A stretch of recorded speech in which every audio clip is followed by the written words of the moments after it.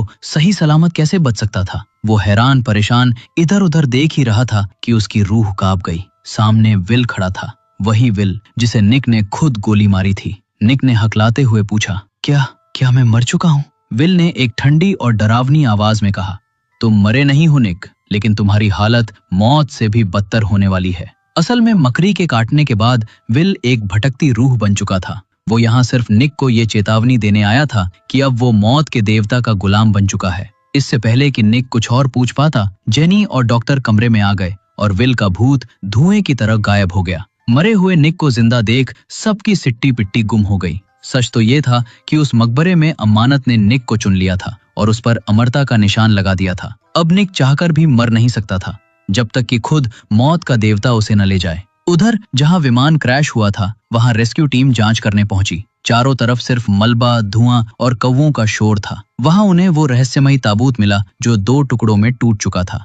एक बचाव कर्मी ने जिज्ञासा में आकर ताबूत के पास जाकर देखा। जैसे ही उसने ढक्कन हटाया, उसकी आंखें फटी की फटी रह गईं। अंदर पीली पट्टियों में लिपटी वो मम्मी धीरे धीरे हिल रही थी। बदकिस्मती से वो आदमी उस राक्षसी राजकुमारी का 3000 साल बाद पहला शिकार बना। अमानत ने उसका सारा खून और जीवन खींच लिया। जब उसका साथी चीख सुनकर वहां पहुंचा तो उसे अपने दोस्त की जगह सिर्फ एक सूखा हुआ कंकाल मिला। वो डर के मारे पीछे मुड़ा और जान बचाकर भागने लगा, लेकिन दहशत के मारे उसके पैर लड़खड़ा गए और वो जमीन पर गिर पड़ा। मौत अब आजाद हो चुकी थी।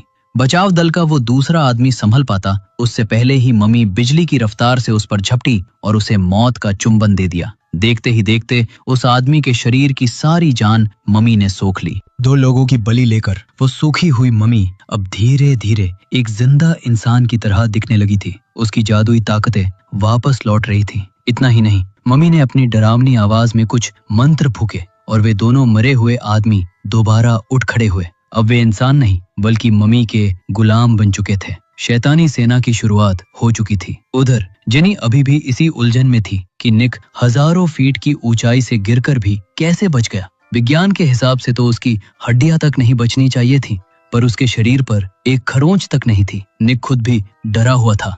निक की हालत देखकर जेनी ने फैसला किया कि अब सच बताने का वक्त आ गया है। उसने बताया कि वो सिर्फ एक मामूली आर्कियोलॉजिस्ट नहीं है, बल्कि एक सीक्रेट मिशन पर है। उसका काम दुनिया से ऐसी शैतानी ताकतों को खत्म करना है।